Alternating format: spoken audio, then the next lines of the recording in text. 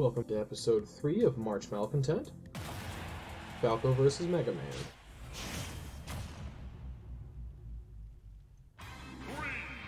Going into this, I realized that in a previous video I mentioned about how damage is applied before knockback. I should have specified that the 1v1 damage multiplier additional damage is applied after the knockback, but normal damage is applied before the knockback. In case it wasn't confusing enough. Falco getting a good boost off of Rush there. Other people can use the Springy Dog for their own purposes. That time he didn't, that was a wall jump. I know, they can kind of look similar. There's an interaction I didn't know. Falco's Firefox? I guess it's a Firebird? Anyways, his up B goes through Mega Man's Metal Blade. I assume the hitbox negated it, because in Ultimate you can now punch projectiles out of the air. There are formulas that are relating to it, like if you're using a stronger move you can negate more projectiles. It's one of those small things that helps some of the bigger characters like Ganondorf keep up with everyone else, because even though they're slower they have a couple of perks like that. It's especially useful when dealing with PK Thunder. Also, Falco just jumped out of Mega Man's up air and that usually gets you killed. Especially for Falco, who I'm pretty sure has the biggest double jump in the game. At least he has the highest combined normal jump and double jump, you know, with him being a bird and everything. Nice wall jump, and a second wall jump just for good measure. Toon still... oh! Nice spot dodge to avoid the grab. And Mega Man kills Falco with the down smash.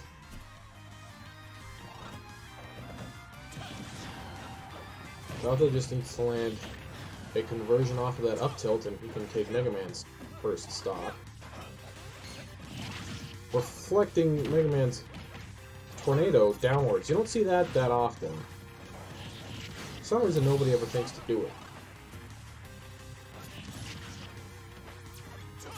Mega Man with the taunt. Falco taunted once earlier at the start of the match, so I guess they're equal on taunts? I haven't been counting that closely though.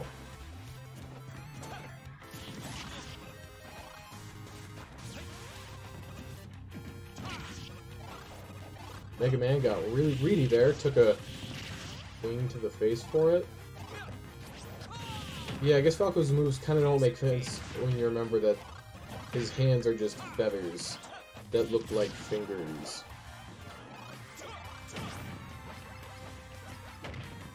Rolling through the lemons. Sounds like a pop song. Oh wait, that's rolling through the 80s. 90s? Rolling through the 80s? Rolling through the... anyways, the name's taken.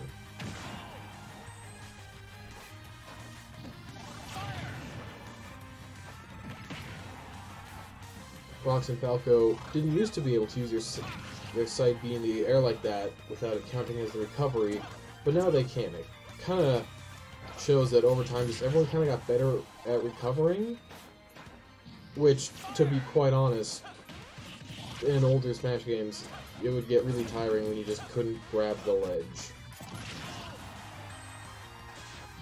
See, like there, he would have gone in special fall, but this time you can use it as an additional recovery option. Kind of adds more depth to the gameplay. Nice parry off of Mega Man. Nice two-frame down smash for Mega Man. I didn't even see Mega Man drop his shield there. That's a good one on Falco. I'm pretty sure Mega Man has a wall jump, so I'm kind of surprised he didn't do it there. I know Falco's and having a heyday with the wall jumps. Part of the Dr. Wily's Castle stage is that it does have those walls that go all the way down to the blast zone. When the stage was first introduced, everybody, I mean, they weren't like panicking, but they were just kind of excited that there was a stage where you could feasibly wall jump off of. Like a legal stage. Because all the others, like Battlefield, you can wall jump off of, and people do it occasionally. But it's a really rough angle to get, so you don't really see it that often.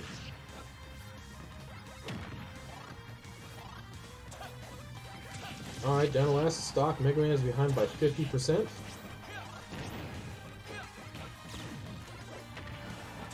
Falco is not reflecting nearly as many of these projectiles as you would expect. Getting a edge guard off of Mega Man. Also another edge guard. Mega Man's not going to be able to recover. There's his wall jump.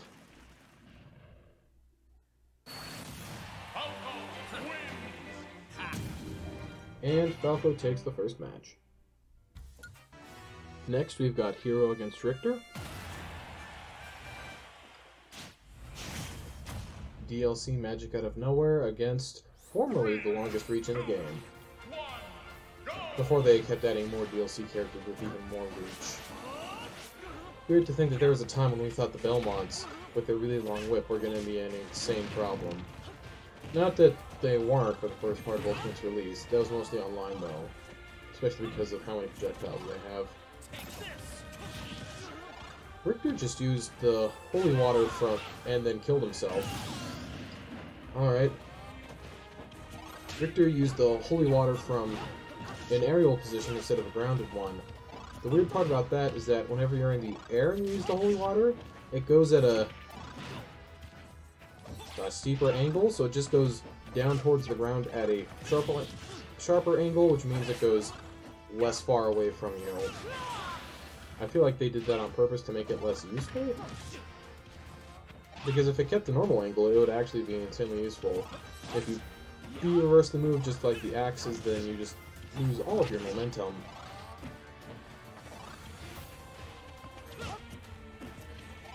And of course, there's always the constant problem that if somebody shields it, the holy water becomes an item they can pick up. Richter needed to use his air dodge to recover there.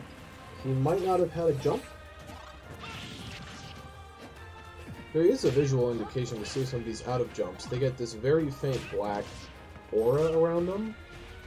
It's kind of hard to see though. And it doesn't tell you how many jumps they have left, just that they have 0 jumps left. So for characters like Kirby, Charizard, and Pit, who have more than one jump, well, you just know that they have some or nothing. Richter going way farther down than Richter should ever go, for exactly that reason. He recovers from the footstool. Almost gets a cool combo off the boomerang, but then doesn't. He has 2 lives to make up here. It's going to be quite the uphill battle. He would need to hit Hero a lot and not get hits to hopefully regenerate his health. But if we're going to be fair in a normal Smash Brothers match, if you can hit the opponent without getting hit, then you're going to be doing good anyway. Richter still needs to get his first kill as well. That did it because Amiibo do not DI. If you DI that move down and away, it doesn't kill until like 170%. If you don't DI, it'll kill like 100. Depending, of course, on if you're on the ground, how close to the top blast zone you are, stuff like that. Pretty much any concrete statement I have to say about how this game works and its interactions, there's always... Ooh, I think that's another safe victory there. There's always a time and or a place where it just is false.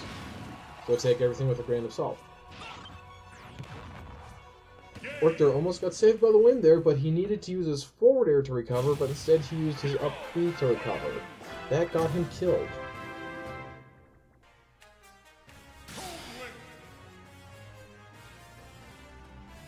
Dr. Mario versus Toon Link, and go.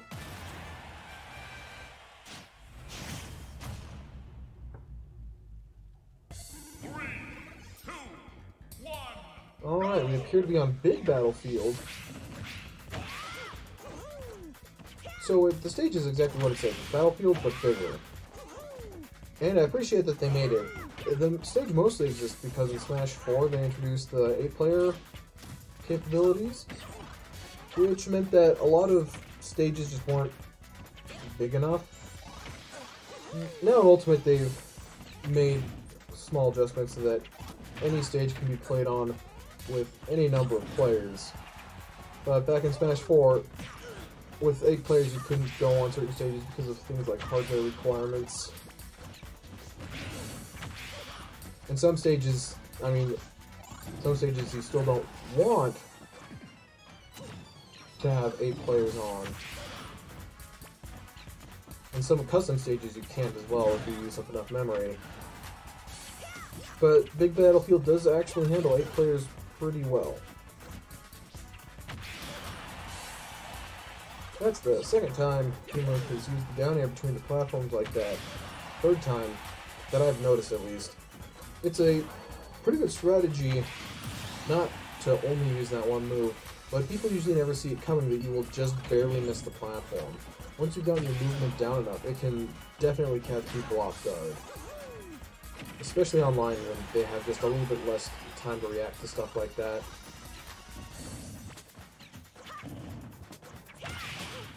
Dr. Mario decided to just run back and forth underneath Toon Link's sword. That's actually a pretty cool combo from Toon Link there. It's going to be really hard for him to lose now with this lead. Almost a whole stock ahead. Dr. Mario just cannot kill.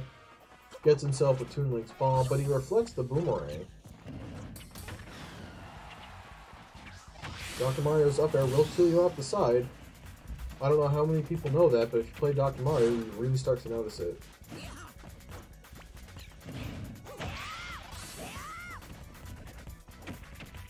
Toon Link using his bomb as a smoke screen to see what's happening. Dr. Mario going off stage, makes it back, doesn't die. And, okay, he made it back again. Going for a re-grab, air dodges back to the stage. Dr. Mario is playing with fire. Ironic that he uses pills instead of fireballs. But a Dr. Mario probably shouldn't be going off stage at least that much. He basically has the second worst recovery in the game. Beating out Little Mac, back throw from third of the stage will kill. If Dr. Mario's just one life behind, he's probably not going to be able to make that back. Starts moving on Toon Link though. Flips the grab, eats a bomb to a forward smash. Nice combo from Toon Link. Barely avoids Dr. Mario's forward smash. Toon Link's down air does have a slight push box at the edge of it, making it even harder to punish. Mario decides to walk intimidatingly. Doesn't do much. Gets hit by a bomb. Not a move I would recommend. Gets a really, really slow follow-up. And by gets, I mean misses a really slow follow-up. Is surviving pretty long against Toon Link. Down throw to down air. If he was at the ledge, that would have killed. Toon Link at kill percent, apparently. Now Dr. Mario just needs to kill Link an entire stock without getting hit by any of Toon Link's kill moves. Oh, Dr. Mario's down air almost came out in time. Probably wouldn't have killed Toon Link, but a second one could have. Next, we have Greninja versus King Dedede. Another character whose name is just too long to fit in 10 characters. 3, 2, 1, go! Here we are on Skyworld. I believe this stage rule set has hazards turned off for all stages, of course, so we're not going to see any of the platforms breaking. Not that this platform layout isn't wild enough. As long as... Oh, what are they doing? Greninja with a drag down doesn't kill King Dedede off of it. Oh, anyways, this stage just has a problem with circle camping sometimes. Probably the main reason it's not. Well, that and all the techable surfaces. In Smash Ultimate, though, techable surfaces aren't as much of a problem, because if you take too much knockback, you no longer tech. By the way, that platform on the right side, you just go up through it. Not entirely sure why. All the others are solid.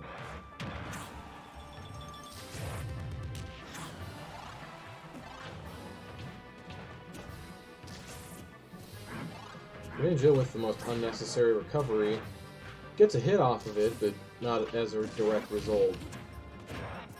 See, that was a good tech from Greninja. Gets a jab on King Dedede, goes for an up smash, which is weird because it's only the second hit will hit opponents not above him. Keeps going for that up smash. Since they're below a ceiling, that's really not a good idea.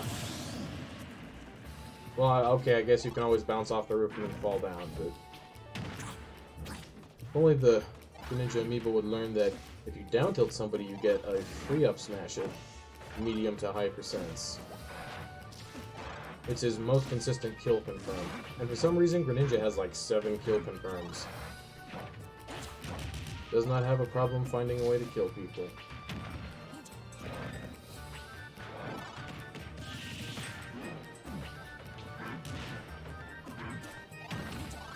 The ledge grab makes him immune to King Dedede's rolling follow-up. There is a ledge there, even though the stage is right next to it. Main reason there's a ledge there is because when hazards are on, that platform moves around. And sometimes you really need that ledge. Speaking of ledge, they're just playing on it. Okay, well now they stopped. Dedede almost gets the sweet spot, would have been cool. But you miss every shot you don't take. Absolutely pressuring Greninja's shield. Greninja following with a down air, not usually a good idea. You really want to make sure you hit your opponent. Oh, I'm sorry, did I blink? They were in like a loop there for a second. Greninja going for his first kill, up smash charge, will do it. King Dedede can only land to so many belly flops before he gets killed. Okay, so I think I may have taught Greninja that one. When an opponent's at a low percent, you can grab them, down throw them, and half the time forward smash them. I say... Oh, tragic death on King Dedede's part.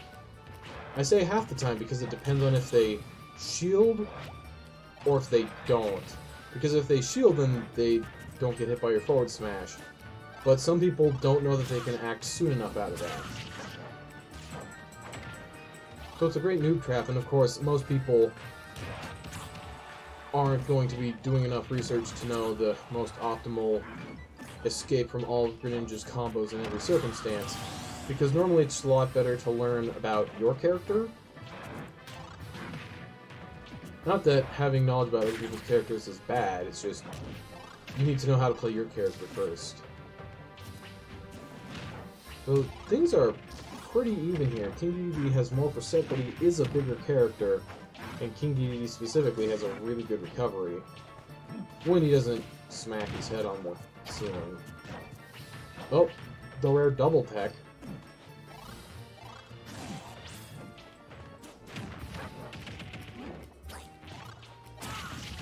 Well, Greninja got some sort of combo there. King Dedede is suddenly struggling to keep up. Ever since he died once when he shouldn't have out of nowhere. Trying his own drag down up air. I don't think it really works with King Dedede. Yeah, Greninja's throws aren't gonna kill, but his edge guarding will. Good job to Greninja for pulling that back.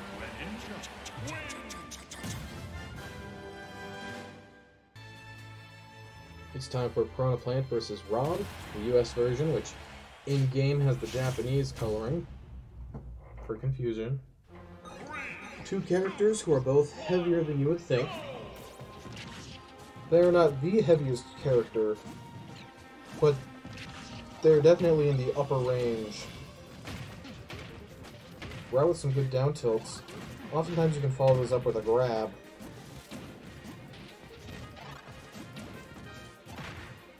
Just as a reminder, R.O.B, the US one, is the amiibo that was in the last 2 April Angers. He is returning. He's the only one who had to be trained twice, which means that he got in the bottom for both years. So I'm really hoping I don't need to train him for 3 years in a row. Ouch. Well, there go my hopes. Anyways, the hope is that R.O.B has been through enough intense training that he can at least keep up with everybody else. Hopefully even do well. He seemed to do fine in practice.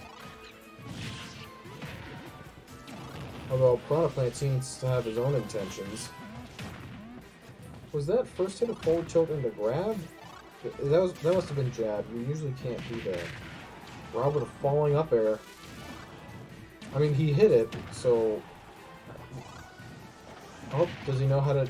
He navigated the Patui and then got spiked again. What is with Pirahna Plant? He just keeps landing that move.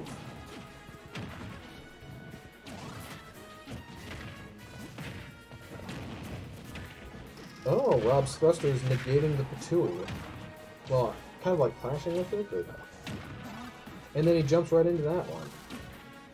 Oh, trying to get his revenge on Pirahna Plant.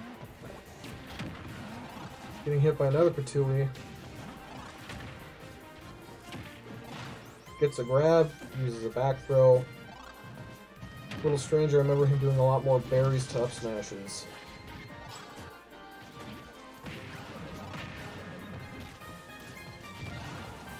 He has a lot of ground he needs to make up. Gets a grab, another back throw. Rolls 3 times. Not sure why. That didn't land. Hits Pirahna Plant, gets hit by the Patui. That's something you always gotta watch out for against Pirahna Plant players. Oh, ledge trump. A trade?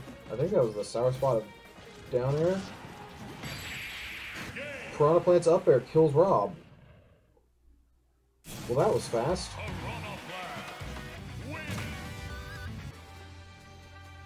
Olimar versus Villager.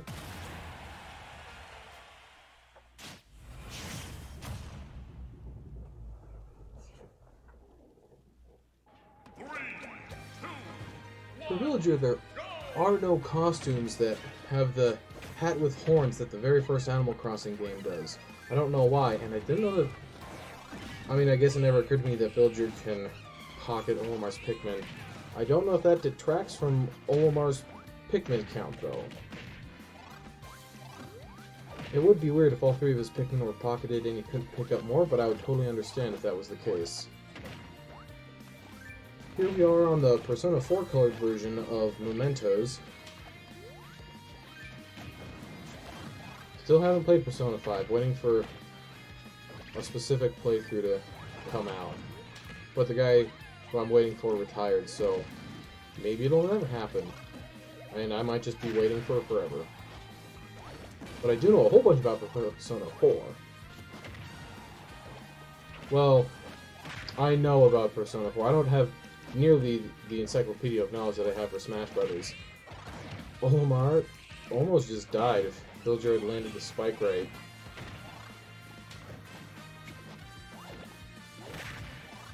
These characters are being surprisingly aggressive. Normally they're both kind of campy when they're not just jumping over and doing cartwheels. Villager really liking that down air. And side B. Oh, pocketing another Pikmin.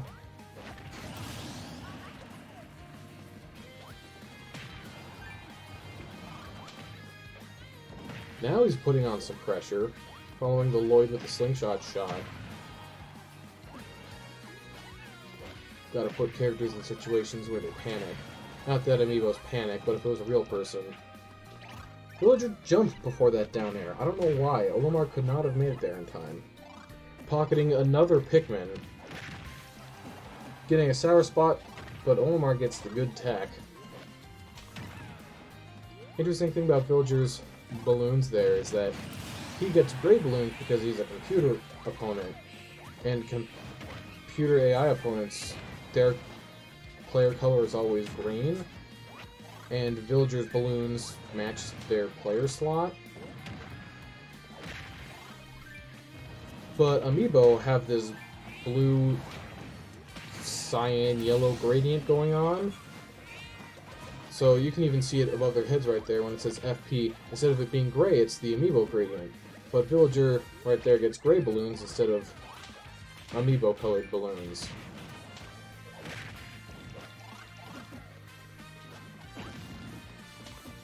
Not many other characters have something that matches their character color like that. Not even the Inklings, who do all have their own unique color of ink, but it's tied to whichever skin they are, not with whatever player slot they are. And of course the explosion blasts that erupt whenever somebody's KO'd, those also match player colors. It's usually of the player who KO'd them. For example, if you're player 1 red, you hit someone away, the little smoke particles, those will be red, and when they fall off the screen it'll be red to show you, oh hey, I got the KO. Unless I have that backwards, but I really hope I don't. But you're not really going to see that because the amiibo have the computer's color, which is gray. And since they both have gray, it's going to always be the same color for both. This gets really interesting when you have 8 players, though, because then you start seeing colors you forgot were in the game. Like, oh, orange. Yeah, I guess that makes sense. Olimar's recovery is a lot better when you have fewer Pikmin. It actually even includes the weight of your Pikmin to calculate how far up you can travel and, by extension, how fast you can do it. So with no Pikmin, Olimar actually has a really, really good recovery. That's why you can often see him throwing his Pikmin on stage, just so that he can recover easier. If you ever find yourself in a situation with 3 purple Pikmin, though, the heaviest kind, then you're not going to get much distance at all. White Pikmin are lighter than normal Pikmin.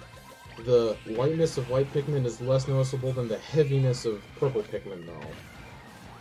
But I think if you have one of each, they kind of balance out to be normal-ish weight.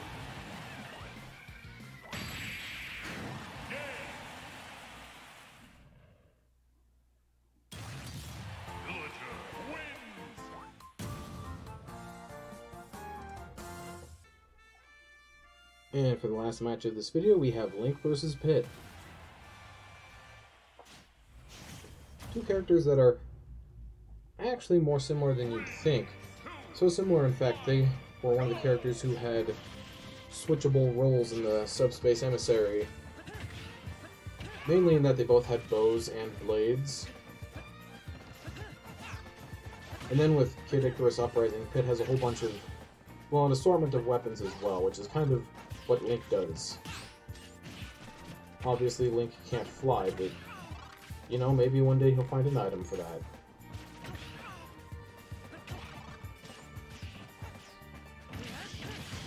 Pit gets killed and only deals 20, now 15% on Link. He's just struggling to land hits. Getting your forward air, usually you want to follow up with, if nothing else, another forward air. Pit does have, well, a good amount of combos, at least a lot more than Link. That being said, Link just got up throw to back air, which you usually don't see. Pit almost gets a good edge guard. Regrab, doesn't get punished, instead he hits Link. Lands an up smash. Now Pit's really picking up his speed again. Starting to manhandle Link in return for the treatment he's been receiving.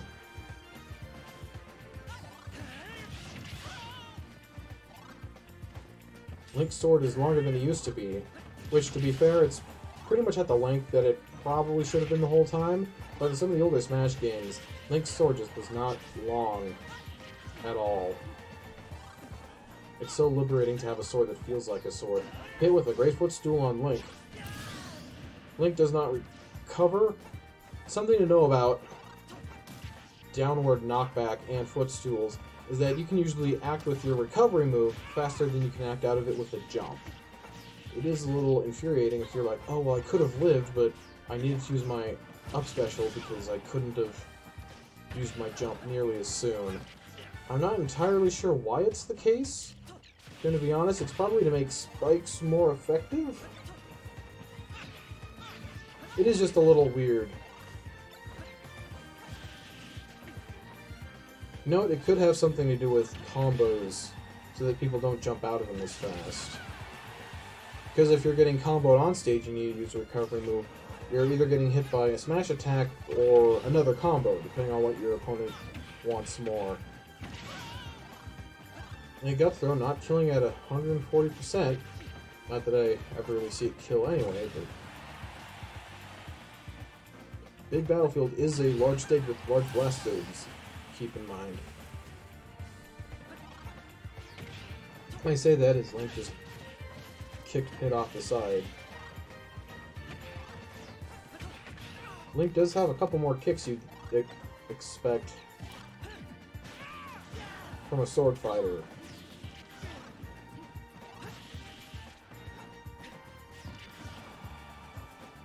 Playing the floor as lava, just bouncing from platform to platform. That's something you don't get to see on most tournament stages. Closest I guess you'd ever see is Lilac, but people banned that because they didn't like how the stage will tilt occasionally and has sloped edges. Which, to be fair, when you've got $10,000 riding on the line and then something like a slope on the floor makes you lose that, I understand why you'd be pretty mad. But this is also a video game. Like, I'm just gonna say there are kind of reasons why Nintendo never really went into the whole esports thing. Because this is primarily a game for people having fun, eating pizza with their friends on a Saturday night. Not for two guys to prove who is more technical in their performance. You can, and it, speaks volumes about the game. Wow, it just got bisected. Anyway, Smash Brothers is a good game, and Link just won.